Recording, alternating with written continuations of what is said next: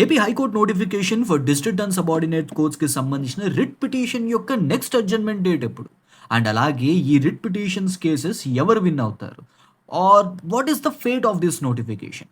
So ఈ 3 important క్వశ్చన్స్కి నేను ఈ వీడియోలో ఆన్సర్ చెప్పడానికి ట్రై చేస్తాను. I'm not going to give you the detailed answer. ఇది క్లిక్ బైట్ కాదు. అండ్ మీరు మీ టైం వేస్ట్ చేసుకోవద్దు అని అనుకుంటే మటుకు so skip this video and you can continue with your preparation. కానీ ఒకవేళ మీ దగ్గర టైం ఉంది, నేను ఇంకా ఈ కోర్ట్ ఎగ్జామ్స్ గురించి ఇంకా నేను కొద్దిగా తెలుసుకోవాలి అని అనుకుంటున్నాను అని అనుకుంటే మటుకు just watch this video, because in the end I'm going to tell you another one more important thing. నా ఇప్పుడు ఈ రిట్ పిటిషన్స్ యొక్క నెక్స్ట్ అడ్జర్న్మెంట్ డేట్ ఎప్పుడు? Now let us go to this 1/12/2025 proceeding sheet. So ఈ writ petitions అన్నిటికీ కలిపి ఇవన్నీ ఒక కామన్ అండ్ క్లబ్డ్ పిటిషన్స్గా నడుస్తున్నాయి కాబట్టి సో వీటిలన్నిటికీ కలిపి సింగిల్ ప్రొసీడింగ్ షీట్ ఇచ్చారు.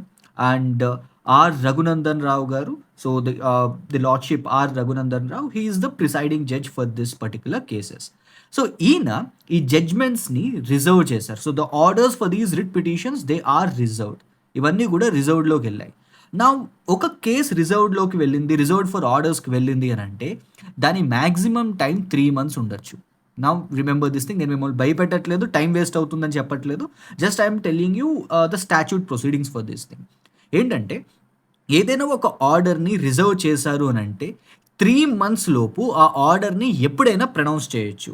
అంటే అది ఎల్లుండి ప్రొనౌన్స్ చేసేయచ్చు ఆర్ అవతల ఎల్లుండి చేయొచ్చు. బట్ ఇన్ జనరల్గా మనకి 2 weeks ముందే దీనికి సంబంధించి ఒక ప్రాపర్ నోటిఫికేషన్ ఇస్తారు ఎప్పుడు ఈ ఆర్డర్స్ ప్రొనౌన్స్ చేస్తున్నామని. Okay, so the thing is దీనికి 3 months ఆఫ్ షెల్ఫ్ లైఫ్ ఉంటుంది.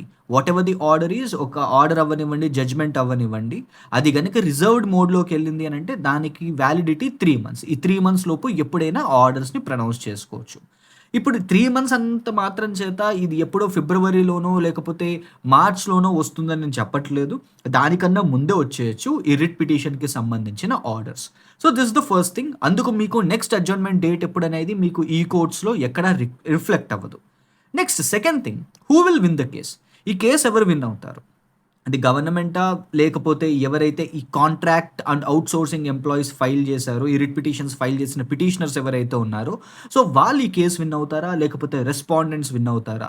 So this is another one more interesting thing. ఇప్పుడు నేను దీనికి సంబంధించి ఒక ఒక సింగిల్ లైన్లో మీకు ఆన్సర్ చెప్పడానికి ట్రై చేస్తాను. అది మీరు నేను కాదు డిసైడ్ చేయాల్సింది. And we are nowhere related to this thing. So ఈ కేస్ ఆర్గ్యుమెంట్స్లో మీరు లేరు, నేను లేను. అండ్ ఇందులో ఉన్నది ఎవరు? So the advocates are there and the judge is there. So వాళ్ళు డిసైడ్ చేస్తారు. Judge is going to decide who will win this case. And మీకేమనిపిస్తుంది, ఎవరు విన్ అవుతారని చెప్పని మీరేమనుకుంటున్నారని నన్ను అడిగారు అనుకోండి. So whoever wins, nothing will happen to this notification. ఈ నోటిఫికేషన్కి మ్యాక్సిమం ఇంపాక్ట్ ఏమీ ఉండకపోవచ్చు. Because these writ petitions they are nowhere related to the cancellation of notification. Writ petitions ఏమి నోటిఫికేషన్ క్యాన్సిల్ చేయమని చెప్పని అడుగుతున్న రిట్ పిటిషన్స్ కాదు.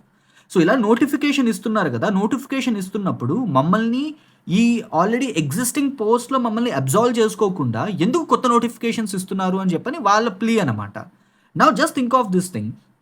High courts ఎప్పుడైనా ఒక నోటిఫికేషన్ క్యాన్సిల్ చేస్తున్నా, ఒక నోటిఫికేషన్ని కంప్లీట్లీగా డిస్మాంటిల్ చేస్తున్నా, ఎప్పుడైతే ఒక కైండ్ ఆఫ్ రోస్టర్లో ఇష్యూస్ వస్తాయో, లేకపోతే ఏదైనా ఒక కరప్షన్ లాంటి ఇష్యూస్ కానీ, పేపర్ లీకేజ్ లాంటి ఇష్యూస్ వచ్చినప్పుడే ఈ నోటిఫికేషన్స్ అనేవి క్యాన్సిల్ అవుతూ ఉంటాయి. So we have seen this in the past as well.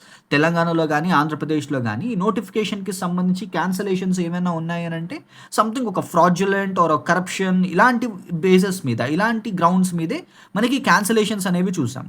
But ఇలాగా కాంట్రాక్ట్ ఎంప్లాయీస్ని రెగ్యులరైజ్ చేయండి అని చెప్పిన వేసిన రిట్ పిటిషన్స్ని బేస్ చేసుకుని ఈ ఎంటైర్ నోటిఫికేషన్ని, ఆల్మోస్ట్ 1,00,000 మంది రాసిన ఎగ్జామ్ని వీళ్ళు క్యాన్సిల్ చెయ్యరు అని నేను అనుకుంటున్నాను. So that is my view. So just don't think of this thing. ఒక నెగిటివ్ వేలో, ఒక నెగిటివ్ పర్సెప్షన్లో మీరు ఆలోచించద్దు. నోటిఫికేషన్ అలాగే ఉంటుంది. అండ్ ఈ నోటిఫికేషన్కి, ఈ రిట్ పిటిషన్స్కి మ్యాక్సిమం కోహెరెన్స్ ఏమీ లేదు. So there is no linkage between these two things. ఒకవేళ వాళ్ళు కేసు విన్ అయ్యి వాళ్ళని అబ్జాల్వ్ చేసుకోండి అని చెప్పి డైరెక్షన్ ఇచ్చినా కానీ మనకి నోటిఫికేషన్ మీద ఇంపాక్ట్ ఉండదు. బట్ ఎందుకు ఆపుతున్నారు, ఎందుకు రిజల్ట్ ఆపుతున్నారు?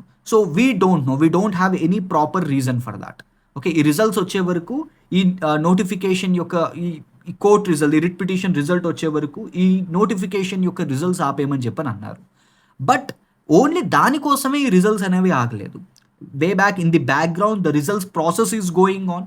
సో, గోప్యంగా ఆ రిజల్ట్స్‌కి సంబంధించిన ప్రాసెస్ కూడా జరుగుతోంది. But it will take some time because ఈ హైకోర్ట్ ఏదైతే ఉందో ఇదొక రిక్రూట్‌మెంట్ ఏజెన్సీ కాదు. It is not APPSC, it is not TSPSC, it is not SSC. So, this is not their prime work. So, వాళ్ళు ఒక notification, ఒక exam ఎప్పుడో 2 సంవత్సరాలకోసారి conduct చేశారు ఇది. సో, ఇలాంటి టైంలో వాళ్ళు ఈ రిజల్ట్స్, ఈ వాల్యుయేషన్ ఇదంతా వాళ్ళకి చేయడానికి టైం పట్టొచ్చు. ఓకే.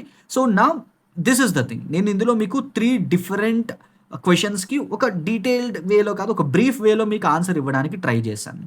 సో, ఇంతే. ఇక్కడితోటి ఆపేద్దాం. దీనికి సంబంధించి మనం ఇంకా ఎక్స్‌ట్రాగా తెలుసుకోవాల్సిన అవసరం లేదు.